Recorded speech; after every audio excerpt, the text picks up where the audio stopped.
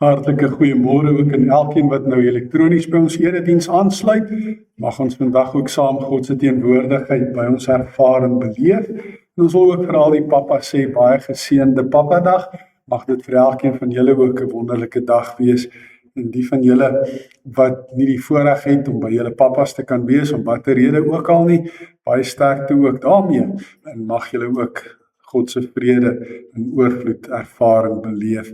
En ook beleef dat hy ons Vader is, dat hy altyd by ons is, by ons teenwoordig, so teenwoordig dat hy deur sy Gees binne in ons woon en ons kan bevoorreg wees omdat hy vir ons liefhet en vir ons sorg. En dis wat die Bybel mos sê, soos 'n vader hom ontferm oor sy kinders, so ontferm die Here hom oor die wat hom dien. Kom ons word nou stil, dan bid ons saam. Almagtige God en Hemelse Vader, ons kom op hierdie yskoue winteroggend met die reën wat daar buite saggies val, om vir U te kom dankie sê vir U grootheid, U goedheid en U guns, U liefde en U genade. U rykdom is tot in ewigheid en U majesteit en heerlikheid is onbeskryflik groot. U is ons Vader. En daarom, Here, kan ons U kinders wees. Kan ons prinse en prinsesse wees in U koninkryk. En kan ons ook op hierdie dag spesiaal dink hoe U ook vir ons sorg en vir ons liefhet, soos wat 'n pa op aarde ook vir sy kinders moet sorg en hulle ook moet lief hê. Vader, U seën ons meer as wat ons ooit kan verdien. En die reën is ook 'n teken van U seën. En al is dit in die middel van die winter en vir ons vreemd hier in Gauteng om reën te kry in die winter, sien ons daarin ook raak dat U vir ons kom sê dat U nog lief is vir ons. Dat U goedheid en U guns oor ons uitstort soos wat die reën oor die aarde uitgestort word. En daarom bid ons Vader, dat U ook vandag deur die woord en Gees met ons elkeen sal wees en met ons sal praat, dat ons sal hoor wat U vir ons wil sê. Ons bid dit in Jesus se naam. Amen.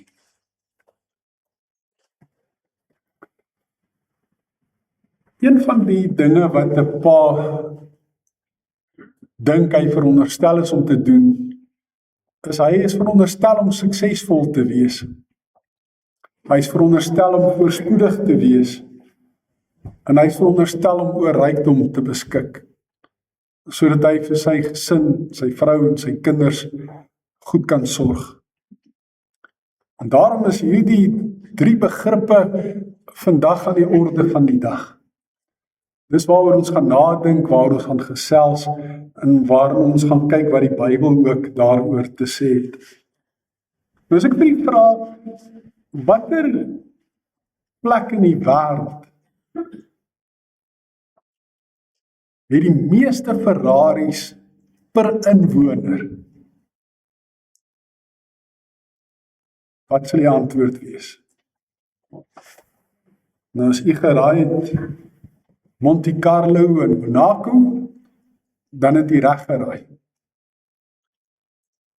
Wat spesiaal is van hierdie plek, is die feit dat hulle 'n monargie het. Dit beteken hulle het 'n koning, hulle het 'n prins en hulle het 'n prinses. En wat merkwaardig is, van die prinses van hierdie plek waar die meeste Ferraris per capita in die wêreld is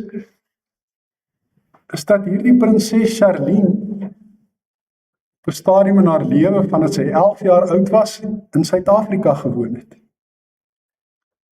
Sy is gebore in Bulawayo in Zimbabwe en op 11-jarige ouderdom het haar ouers hierheen gekom. Sy was ook 'n Springbok swematleet gewees. En het deelgeneem aan die Olimpiese spele en verskeie medaljes ook verower en dis waar sy vir Prins Albert ook ontmoet het by so 'n swemgeleentheid. En hulle het verlief geraak en is later getroud. Sy is een van die prinsesse op aarde wat in ons tyd leef wat getuig van sukses, van voorspoed en van rykdom. Maar wat haar merkwaardig maak, is haar liefde vir die minder bevoorregtes en haar versorging van spesiale kinders.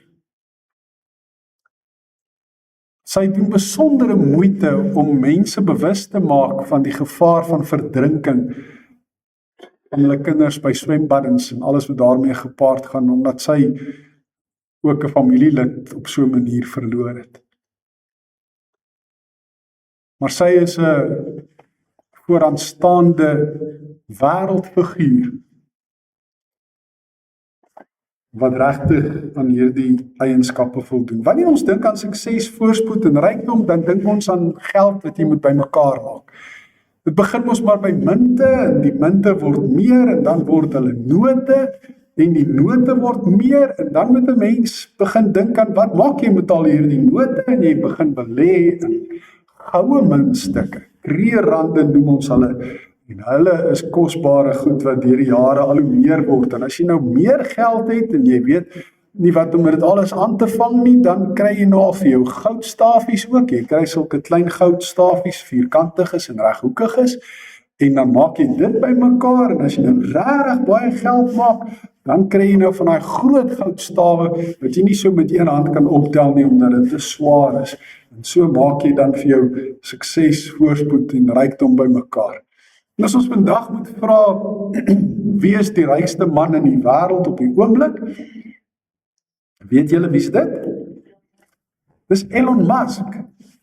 Ook iemand wat hier in Suid-Afrika was, voordat hy nou in Amerika opgeëindig het. Elon Musk se rykdom is nou groter as die hele Suid-Afrika se bruto binnelandse produk. Mens kan dit nie dink nie, dat een mens meer geld kan hê as wat 'n hele land produseer. Ongelooflik. Dis 'n teken van suksesvol, van voorspoed, van rykdom. En net so Charlene het hy ook 'n draai in Suid-Afrika gemaak. Hy is hier gebore sover ek weet. En daar's 'n teksvers wat mense baie graag gebruik wanneer hulle dink oor hierdie woorde, suksesvol, voorspoed en rykdom. Hulle dink aan Jeremia 29 vers 11 waar ons lees, ek weet wat ek vir julle beplan, sê die Here, voorspoed en nie teenspoed nie. Ek wil vir julle 'n toekoms gee, 'n verwagting. En ongelukkig is daar baie voorspoedteoloë wat dan nou ook hierdie teksvers heeltemal misbruik om aan mense voorspoed, rykdom en sukses te beloof op grond van hierdie teksvers.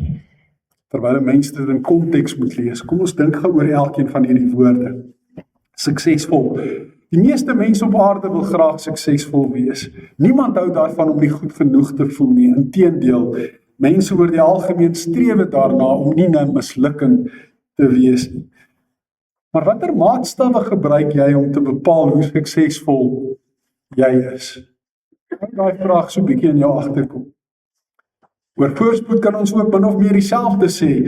'n Mens voel voorspoedig wanneer jy dinge kan kry wat jou hart begeer. Jy sommer net kan instap by waar ook al of aanlyn en kan bestel wat jy wil hê en dit kan kry. Voorspoed en gelukkig wees loop vir baie mense hand aan hand. Hulle dink as ek voorspoedig is, sal ek ook gelukkig wees. Ek sal eers gelukkig wees wanneer ek die dag voorspoedig is. Teenspoed en rampe is niks lekker nie. Niemand hou daarvan nie, niemand wil dit hê nie. Maar watter maatstawwe gebruik jy om te bepaal hoe voorspoedig jy is? Hou dit ook in jou agterkop. Oor rykdom. Geld laat nie die aarde draai nie, sê ons, dit maak nie die rit die moeite werd en soveel makliker, nê. Kinders en jong mense wil graag eendag ryk wees en daarom soek hulle na beroepe wat baie groot salarisse betaal. Ja, ek moet dit dalk net gou vertel. Ek doen huisbesoek toe ek nog 'n student was by iemand en hulle het so klein seentjie en ek vra vir hom, wat wil jy eendag word? Hy sê vir my, miljonair of brandweerman. So, dis die twee uiterstes, nee, miljonair kom eerste op. Jong volwassenes gaan rykdom op en middeljariges probeer voorsiening maak vir kommervrye aftrede. Papas werk hard en doen hulle bes om rykdom te versamel sodat hulle vir hulle gesinne kan sorg. Maar watter maatstawwe gebruik jy om te bepaal hoe groot jou rykdom is? Hou dit ook so 'n bietjie vas. Soos ons gepraat het oor die Heilige Gees en oor sonde en elke keer gekyk het na die wanopvattinge wat daar bestaan, doen ons dit nou ook met hierdie 3 begrippe. Die eerste wanopvatting is 'n mens kan net gelukkig wees as jy skatryk, voorspoedig en suksesvol is. Voordat jy nie daar uitgekom het nie, gaan jy nooit gelukkig wees nie. Dis 'n wanopvatting. God wil van ons net altyd voorspoed gee. En dan gebruik hulle Jeremia 29 vers 11 as 'n teksvers om dit te regverdig. Dis ook 'n wanopvatting. Daarom, omdat God net altyd voorspoed wil gee, moet jy net tot bekering kom, groot dankoffers gee en God sal jou voorspoedig, suksesvol en skatryk maak. Dit word verkondig van kansels af deur voorspoedteoloë, maar dis 'n wanopvatting. Daar is mense wat dink dis net gelowige mense wat 'n goeie lewe leef, wat suksesvol is, voorspoedig, ryk ervaar en groot rykdom sal hê, ook 'n wanopvatting. En dan sal mense wat dink dit verg geen inspanning van ons kant af om suksesvol te wees, voorspoedig te wees of skatryk te wees nie. As jy dit nie geërf het nie, is dit nie jou beskore nie, en moet jy maar tevrede wees met wat jy het. So jy moet maar net passief agteroor sit, jy moet nie enige iets doen om sukses, voorspoed en rykdom na te streef nie. Dis ook 'n wanopvatting. Die vraag is, wat leer die Bybel ons oor hierdie begrippe? Eerstens kyk ons na talle beloftes wat die Here in die Bybel maak, waar sukses, voorspoed en rykdom beloof word aan die wat die Here dien en die wat dus gelowig en regverdig is. Eksodus 20 vers 12 is die eerste teksvers waarna ons kyk. Dis in die 10 gebooie, die 5de gebod, eer jou vader en jou moeder, dan sal jy lank bly woon in die land wat die Here jou God vir jou gee. Nou hierdie lank bly woon in die beloofde land was vir die volk Israel 'n teken, 'n simbool, 'n slagspreuk van voorspoed, van sukses, van rykdom. So as jy jou pa en jou ma eer, dan sal jy dit ervaar en beleef. In Psalm 1, dit gaan goed met die mens wat nie die raad van goddeloses volg nie met sondaars omgaan en met ligsinnige saamspan nie, maar wat in die woord van die Here sy vreugde vind, die dag en nag oordink. Hy is soos 'n boom wat by waterstrome geplant is, wat op die regte tyd vrugte dra en waarvan die blare nie verdroog nie. Hy is voorspoedig in alles wat hy aanpak. So is die goddelose nie. En dan gaan die Psalm aan om te sê die goddelose is soos kaf wat deur die wind heen en weer gewaai word. Hulle is onbestendig in al hulle doele en late en hulle moenie dink dat hulle enigiets goeds van die Here kan verwag of ontvang nie. So die regverdiges, met hulle sal dit goed en voorspoedig gaan. Die goddeloses, met hulle sal dit sleg.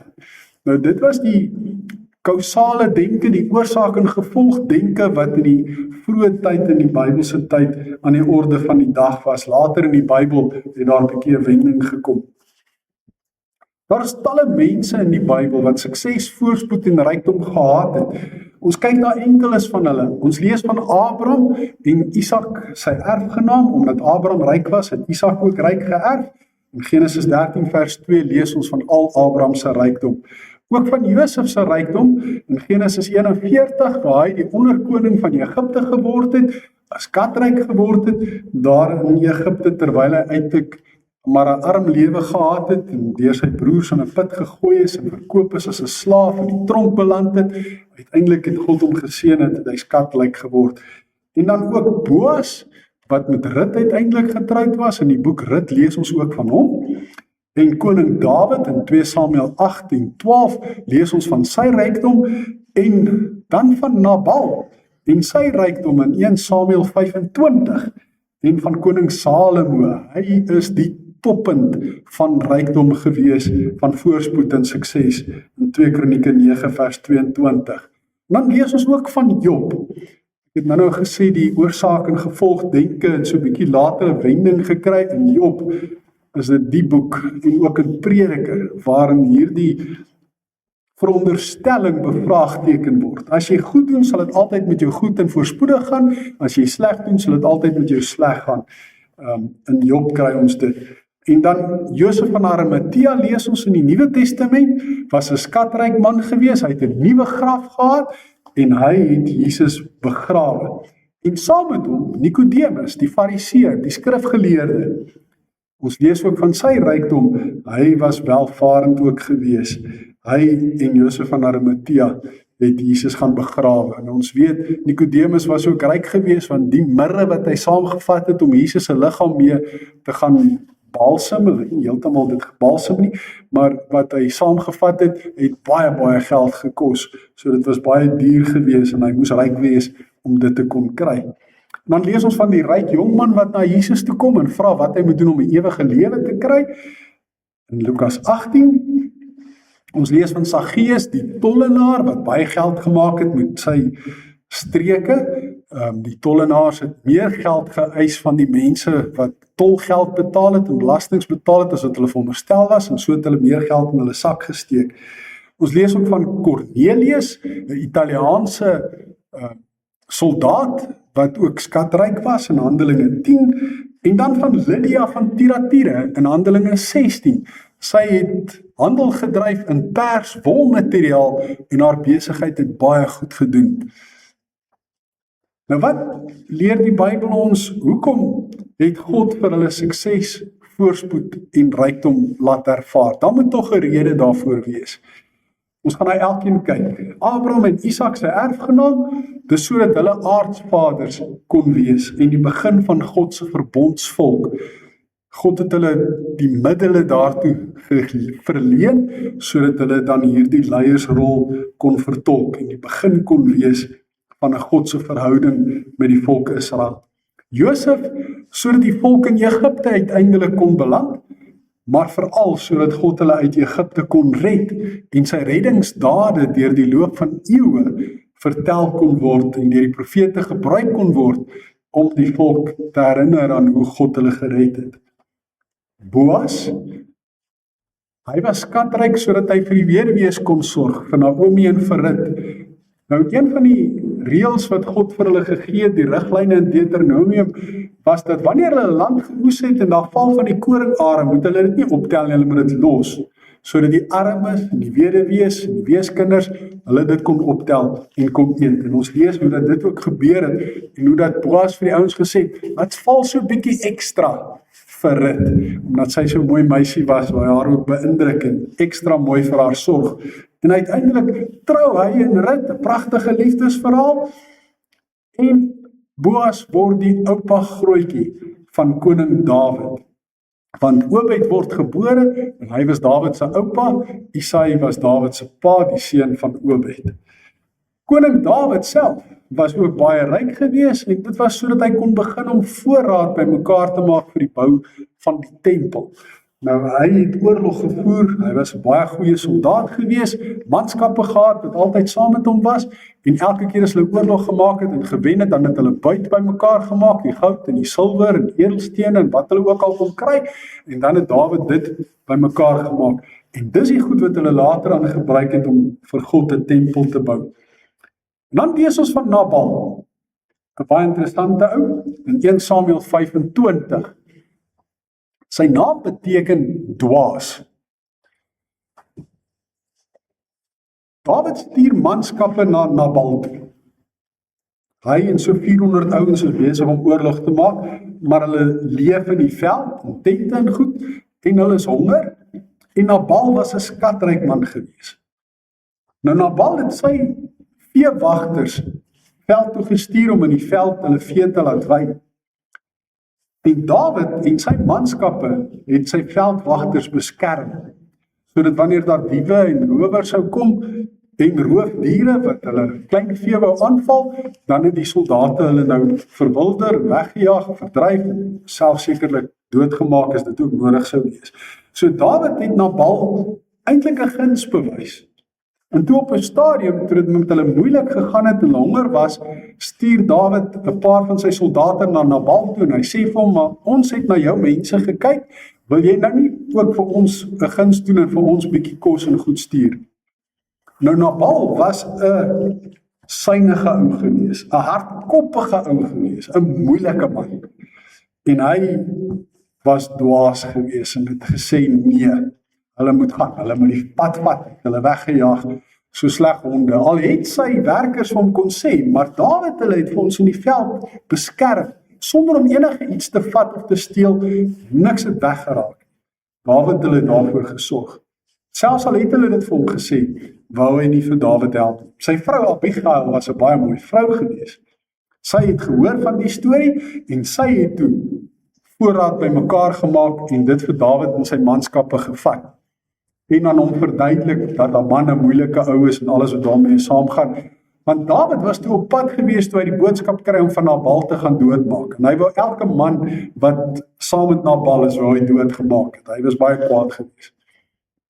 Abigail het hom omgepraat en julle kan gaan lees daar, dit was 'n lang gesprek wat sy gevoer het en mooi gepleit en mooi gesoebat het. Sy het al haar vroulike charme gebruik om Dawid te laat omdraai en nie na Nabal toe te gaan om oorlog te maak. Maar toe sy by die huis kom en sy vertel van Nabal daarvan, het hy so kwaad geword dat hy 'n beroerte aanval gekry het en verlam geraak het, rukkie later nog 'n beroerte gekry en toe het hy gesterf. So, hy wou nie vrygewig wees nie, hy wou nie sy rykdom deel nie. So, waarom het God sukses, voorspoed en rykdom vir koning Salomo gegee? Dit is sodat hy die eerste tempel kon bou. Vir Job is 'n interessante verhaal waar hy baie ryk was in die begin, alles verloor het, baie swaar gekry het en aan die einde weer skatryk was, baie voorspoedig was. En dit het alles gebeur sodat God kon openbaar wie hy is en dat hy die een is wat sukses, rykdom en voorspoed uit genade verleen en nie uit verdienste. Dis wat die boek Job ons wil leer as ons dit in een sinnetjie moet saamvat. Hoekom was Josef van Arimatea so ryk gewees en Nikodemus? Sodat hulle Jesus kon salf en hom kon begrawe en daar 'n graf vir Jesus kon wees. Hoekom was die ryk jongman ryk gewees? Jesus het vir hom gesê, verkoop jou goed en gee die geld vir die armes, dan sal jy 'n skat in die hemel hê. Maar hy was suinig, hy wou nie vrygewig wees nie, want hy het baie besittings gehad, hy het bedruk weggestap, hy het nie gedoen wat God wou gehad het nie. Saggeus, die tollenaar wat aanvanklik skelm tollenaar was, hy het tot bekering gekom, een van Jesus se volgelinge geword, hulle uitgenooi vir 'n maaltyd en na sy bekering het hy sy geld wat hy gekry het gebruik om vir armes te versorg. So Saggeus het daardie doel gedien. Cornelius, ons lees ook dat hy die armes versorg het en dat hy dit inderdaad ook gedoen het. Lydia van Thyatira, sy was ryk gewees sodat die gemeente van Filippi in haar huis bymekaar kon kom en hulle ook die enigste gemeente kon wees wat finansiëel vir Paulus ondersteun het. Terwyl hy in die tronk was, en ek het al in die verlede ook vir julle gesê, hulle het nie sommer in die tronk mense gehad wat spysenering gedoen het of hulle kos en goed gegee het nie. As jy nie vriende en familie gehad het wat vir jou iets gebring het om te eet nie, het jy doodgegaan van die honger. So die gemeente in Filippi het na Paulus omgesien terwyl hy in die tronk was en daarom skryf hy dan die blydskapbrief, die brief van Filippense aan hulle, om vir hulle dankie te sê vir hulle liefdevolle versorging. En dan sê hy in daardie brief vir hulle, die mense wat tot bekering kom deur hierdie sendingwerk waarmee ek besig is, dis eintlik as gevolg van julle sendingwerk. Want ek verteenwoordig julle omdat julle my finansiëel ondersteun. Julle geld het gemaak dat dit moontlik was dat ons die evangelie kon verkondig. So, dit dan die rede. Wat behels die regte siening en ingesteldheid in opsigte van sukses, voorspoed en rykdom? As ons nou die wanopvattings aan die een kant vat en ons sê dis verkeerd, wat is dan nou reg? Hoe moet ons dit sien? Psalm 49 vers 17 sê, moet jou nie daaroor kwel dat mense ryk word, dat hulle besittings baie word nie, want as hulle sterf, neem hulle niks saam nie. Nou, Louis Malherbe het ons altyd gesê, hy het nog nie 'n lijkswa gesien met 'n ventersleepwandjie agterna om al jou goed saam met jou te vat nie. Ek het al sulke lijkwaans gesien, wat ventersleepwandjies is. So dinge het so 'n bietjie verander van Louis Malherbe se tyd af. Maar jy kan niks saamvat nie. Al besitting sal hulle nie volg nie. Al verlustige mens om in 'n voorspoedige lewe en al prys die mens omdat dit met hom goed gaan, omdat hy suksesvol is, soos in hakies kom bysit. Soos sy vaders, sy voorvaders, so sal hy ook moet sterwe en hy sal die lig nooit weer sien nie. So wat die psalmdigter eintlik sê, as ons nou in gewone Afrikaans moet sê, wat help dit om die rykste lijk in die lijkshuis te wees? Daar lê dalk 'n boemelaar bokant jou in die yskas wat niks gehad het, terwyl jy al hierdie baie skatte gehad het. Hy lê dalk in 'n beter yskas as jy. As dit sulke tyd is, dan help al jou rykdom jou net mooi niks. Die mens wat met weelde en al 'n dwaas bly, is soos 'n dier wat vergaan, sê die psalmdigter. So as jy 'n dwaas bly met jou weelde, soos wat Nabal was, dan is jy so 'n dier wat net vergaan. In Spreuke 13, in vers 7 lees ons, party mense hou hulle ryk, maar hulle het niks nie. Ken julle sulke mense? Lyk of hulle skatryk is, maar uiteindelik baie skuld. Party doen hulle arm voor, maar hulle besit baie. Ken julle sulke mense? Het lyk asof hulle nie geld het nie, maar eintlik het hulle baie geld. Dan Spreuke 14 vers 20, 'n arm mens word selfs deur sy buurman verstoot. 'n Ryk man het baie vriende. Nou ek sit daar in hakies by, dis eintlik nie hy wat vriende het nie. Dis sy geld en sy drank wat vriende het. Want haal die drank en die geld uit die prentjie uit, waar is die vriende dan? Dan is hulle ook weg. So hulle is sy geld en sy drank se vriende, hulle is nie sy vriende. So dis ook waar, ons vandag nog waar, dit wat Salomo in Spreuke 14 geskryf het. 28 vers 20, 'n betroubare man is baie voorspoedig, maar een wat gou ryk wil word, sal sy straf kry. En daar het die Engelse mooi spreekwoord, as hulle sê easy come, easy go, nee. Daar is al navorsing gedoen van mense wat skielik ryk geword het, sê nou maar hulle die lotto gewen. Vir hoe lank was hulle ryk gewees? Daai geld het easy gekam en het easy weer gegou ook. Wat behels die regte siening en ingesteldheid? Ons gaan voort, Matteus 6 vers 19, het Jesus gesê, moenie vir julle skatte op die aarde bymekaar maak wat mot en roes verniel en wat diewe by inbreek en steel nie. Maak vir julle skatte in die hemel bymekaar, waar mot en roes dit nie verniel nie en waar die diewe nie inbreek en steel nie. Waar jou skat is, daar sal jou hart ook wees. So jou fokus moet reg wees. Nie aardse skatte nie, maar hemelse skatte. Nie aardse rykdom nie, maar hemelse rykdom. Markus 12 vers 41. Dis waar Jesus daar in die tempel by die offergawe kus gaan sit het en gekyk het hoe die mense geld daarin gooi. En dan kom maar baie rykes en hulle het baie geld ingegooi. Maar toe kom daar 'n arm weduwee en sy het net 2 muntstukkies ingegooi. En dit was baie min werd. Hy het sy disippels nader geroep en vir hulle gesê, dit verseker ek julle, hierdie arm weduwee het meer ingegooi as al die ander mense wat iets in die offergawe kus gegooi het. So die manier waarop God sommetjies maak, is nie dieselfde as die manier waarop ons sommetjies maak. Hulle het almal uit hulle oorvloed iets ingegooi, maar sy het in haar gebrek alles ingegooi wat sy gehad het, alles waarvan sy moes lewe. So haar dankoffer was meer werd, omdat haar hart en haar gesindheid daarin was.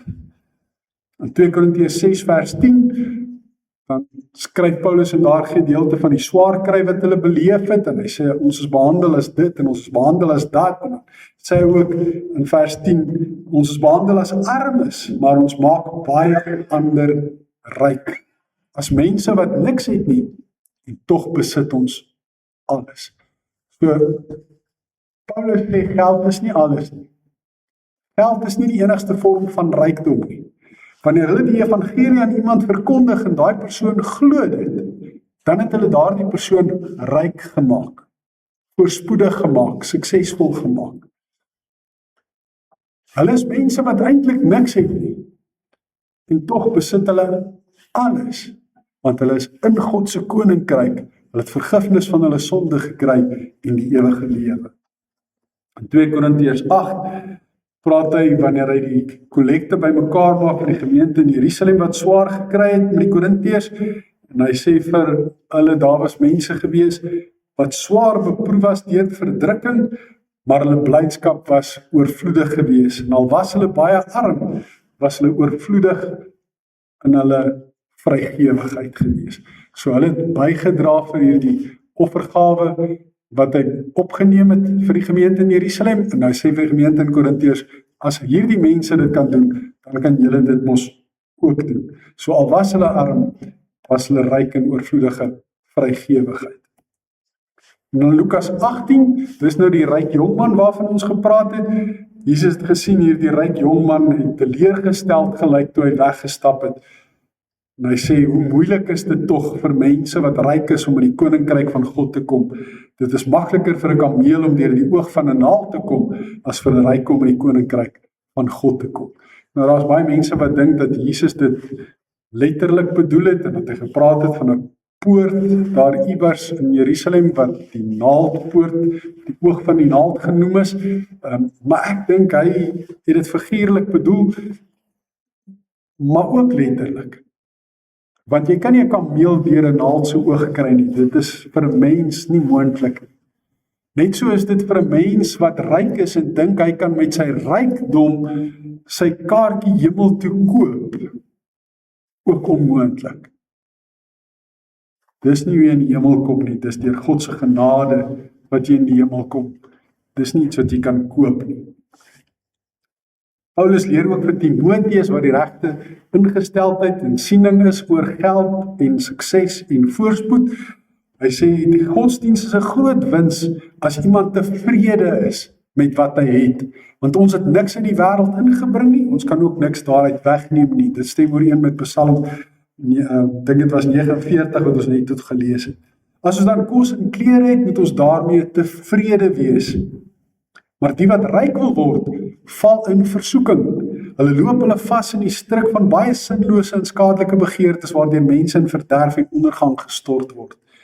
Geldgierigheid is 'n wortel van allerlei kwaad. Party het geld nagejaag en toe van die geloof afgedwaal en daardeur het hulle self baie ellende op die hals gehaal. So tevredenheid met wat jy het is groter rykdom as baie geld, baie besittings. Nou is die volgende vraag, maar wat moet ons doen om die seën van die Here te kan geniet? Want al hierdie mense wat rykdom gehad het in die Bybelse tyd van wie ons gelees het, was ryk omdat hulle die seën van die Here geniet het. Wat moet ons doen om die seën van die Here te geniet? Die eerste ding wat die Bybel ons leer is, ons moet gehoorsaam wees aan God. Deuteronomium 11 vers 26 lees ons, let op, ek hou julle vandag die seën en die straf voor. Die seën sal kom as julle die gebooie van die Here julle God gehoorsaam, wat ek julle vandag gee. Die straf sal kom as julle ongehoorsaam is aan die gebooie van die Here julle God en die pad verlaat wat ek julle vandag aangewys het en ander gode aanhang waarvan julle nou nog nie eers weet nie. En die soortgelyke gedagte kry ons ook in Deuteronomium 28 en ook in hoofstuk 30. So as jy die seën van die Here wil geniet, die eerste ding wat jy moet doen is jy moet gehoorsaam wees aan die Here se gebooie. Dit was vir Israel waar gewees, ek glo dis vir ons vandag ook nog waar. Die tweede ding wat ons moet doen as ons die seën van die Here wil geniet, is ons moet bid. In 1 Kronieke 4 lees ons die bekende gebed van Jabes. In vers 10, Jabes het die God van Israel aangeroep met die woorde, stort u seën oor my uit, vergroot my grondgebied, neem my onder u beskerming en weerhou onheil van my, sodat geen smart my tref nie. Dis tog maar 'n vraag vir sukses, voorspoed en rykdom. En God het laat gebeur wat hy gevra het, waarvoor hy gebid het.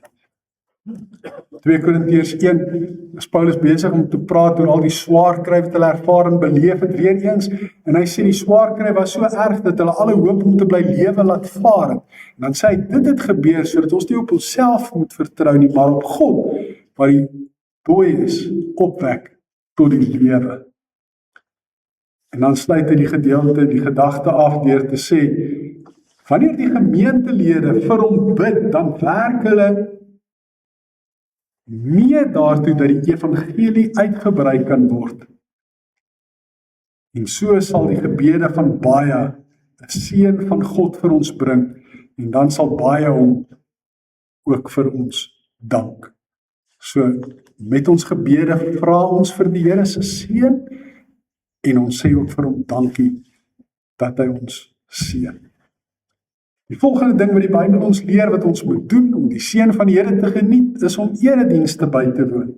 In 2 Kronieke 30 vers 27 lees ons toe die priesters en die leviete opstaan en die seën uitspreek oor die volk, het God dit gehoor. Hulle gebed het die heilige woning van God in die hemel bereik. Nou die priesters en die leviete was soos die predikante gewees van die Ou Testament. Hulle het in die tempel gewerk en hulle het tydens die eredienste, hulle die eredienste gelei en gepreek. Die leviete het die koor sangers gewees, hulle was die koorsangers en dan het hulle aan die einde van die erediens, die begin van die erediens, die seën uitgespreek. En vandag doen ons dit nog steeds. By elke erediens in die begin word ons gegroet met 'n seëngroet en aan die einde word ons weggestuur met 'n seën. 'n Predikant, ek kan nie onthou wie dit was nie. Ek dink dit was Dr. Smal. Hy het eendag vir 'n jong paartjie wat 'n klein babietjie gehad het, wat gesê het, dokter, dis vir ons moeilik om kerk toe te kom met die babietjie, want die babietjie is knieserig en huilerig en so aan. Toe het hy vir hulle gesê, en dis 'n ding wat ek nooit sal vergeet nie, al verstaan daardie babietjie nie 'n enkele woord wat ek van die kansel af preek, ontvang die babietjie nog steeds die seën van die Here by die erediens.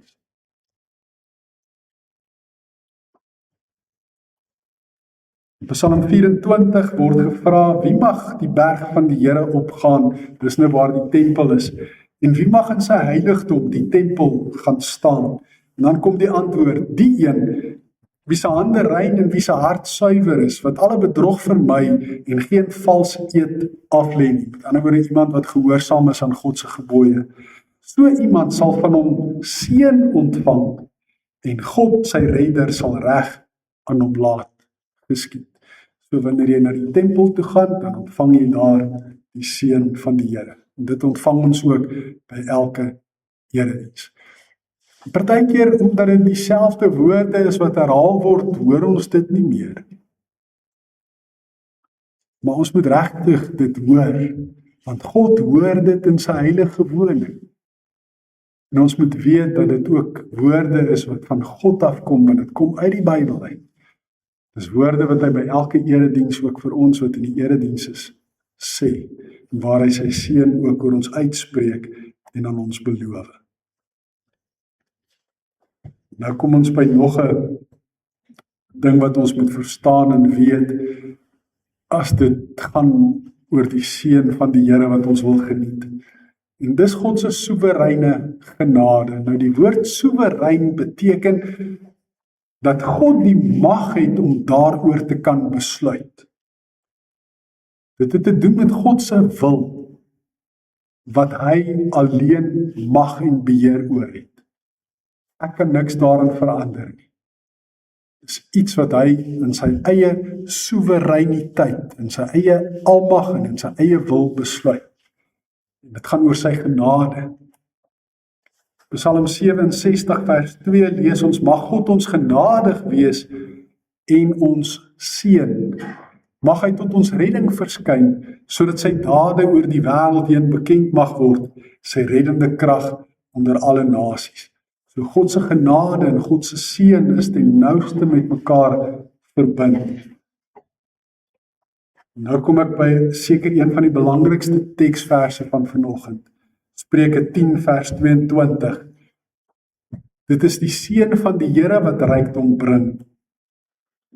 Jou geswoeg, laat dit nie meer word nie. Dis die seën van die Here wat rykdom bring. Jou geswoeg, laat dit nie meer word nie. Baie mense dink mos dis deur hulle eie harde werk dat hulle suksesvol, voorspoedig en ryk is. Hulle het self hard daarvoor gewerk. Maar hulle besef nie, as hulle nie by God die gawes en die talente gekry het om die werk wat hulle doen te kan doen nie, die gesondheid en die krag en die energie gekry het, sou hulle nie daai werk kon doen nie.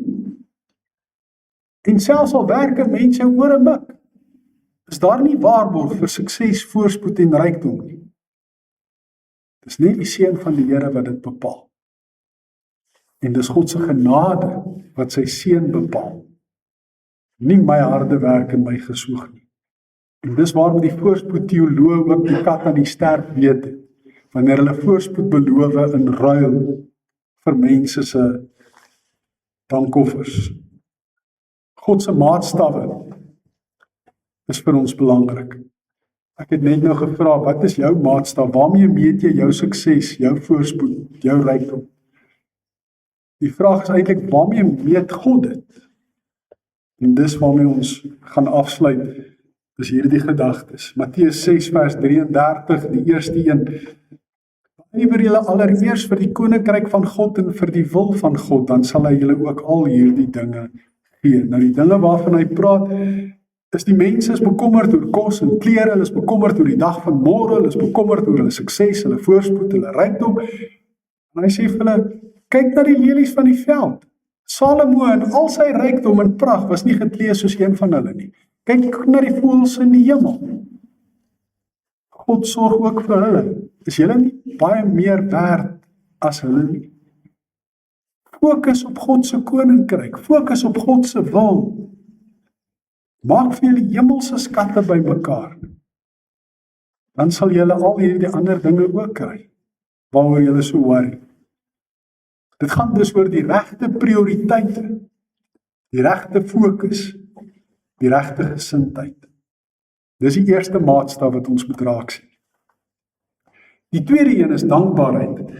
In Hebreërs 12 vers 28, ons tema vir die jaar, laat ons wat 'n onwankelbare koninkryk ontvang het, dan nou dankbaar wees. Laat ons God dankbaar dien met eerbied en ontzag, soos hy dit wil. Hoekom maak God ons suksesvol, voorspoedig en ryk? Hoekom seën hy ons? Is tog dat ons moet dankbaar wees.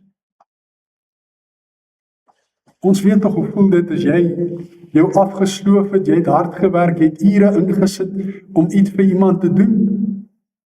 En hulle skel jou nog uit daaroor ook. Hulle sê nie eers vir jou dankie nie. Dankie is 'n klein woordjie, maar dit beteken baie. Maar dit is ook 'n gesindheid. Dit is iets wat jy ook doen. Hoe wys ons dankbaarheid vir God? Omdat hy ons suksesvol, voorspoedig en ryk maak. En dan ook dankoffers, Spreuke 3 vers 9, vereer die Here met offerandes en alles wat jy besit en met die beste uit jou oes, dan sal jou skure oorvol wees en jou paarskype oorloop van die wyn. Nou die regte opvatting hier is nie dat ek die Here se goedheid en guns koop met my geld nie. Ek sê vir die Here dankie met my dankoffers. En dankoffers is meer as net geld. Ons gaan nou daarby kom. God se seën word beloof as ons dit ook reg verstaan uit dankbaarheid. Maleagi 3, sal 'n mens werklik vir God kan beroof? Vers 8, tog beroof julle my. Julle vra, waarvan beroof ons u? Dan sê die Here, julle beroof my van tiendes en offergawes. En daar is al reeds 'n vloek op julle. Dis die teenoorgestelde van seën. En tog bly julle my beroof. Die hele nasie doen dit. En dan die opdrag, vers 10, bring die volle tiende na die voorraadkamer toe, sodat daar iets te eet in my huis kan wees.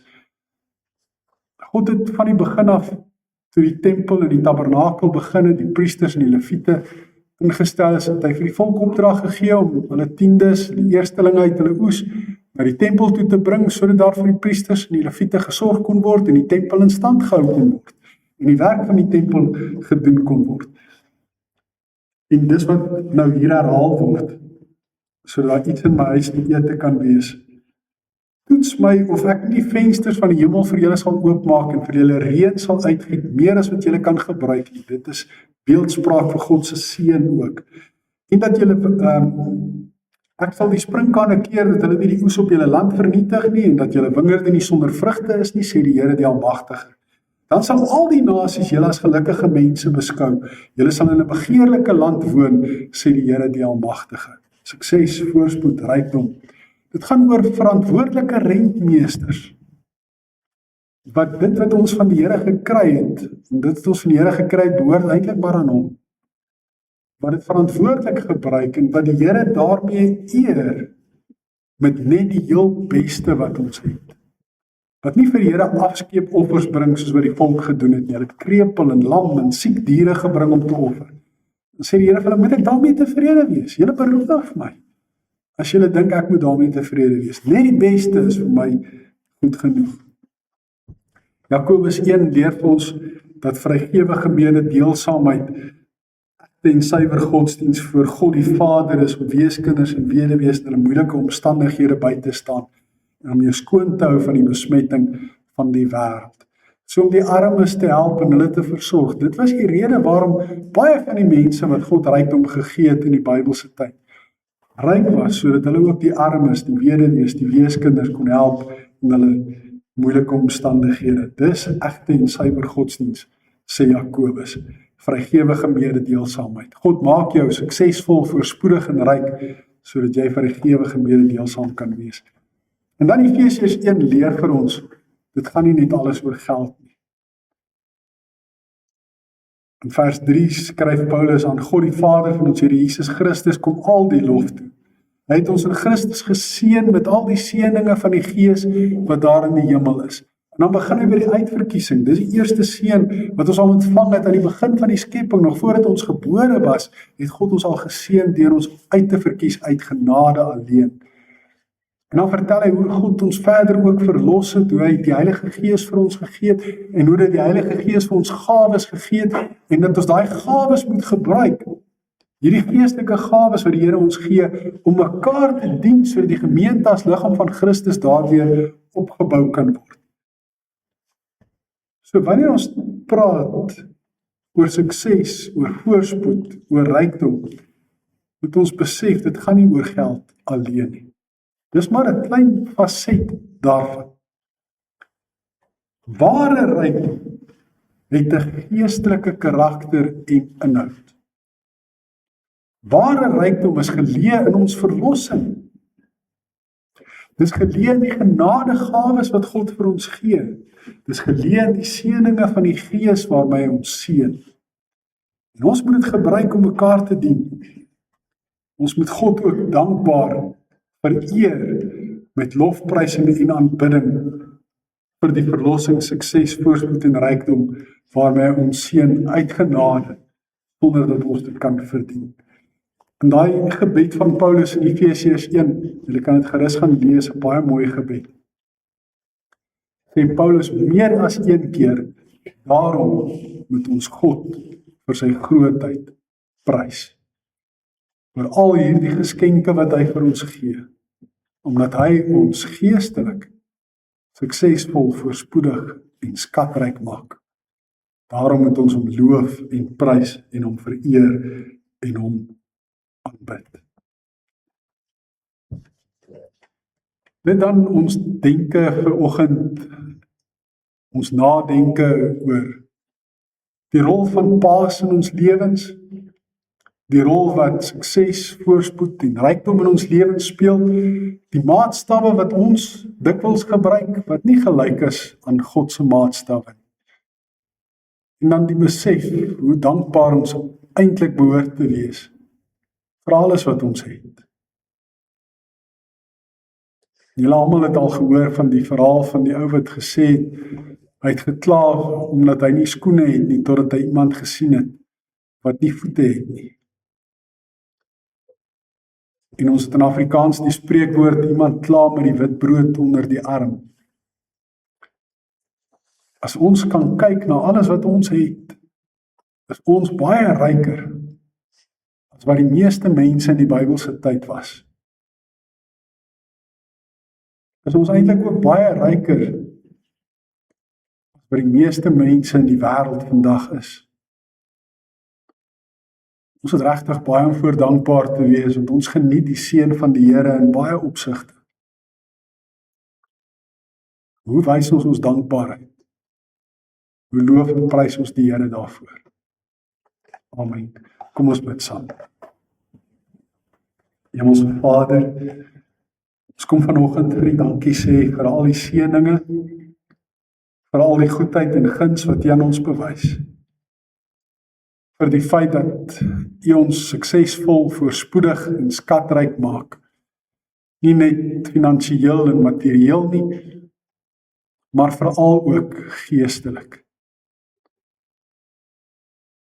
En daarom, Here, is ons vanoggend opreg dankbaar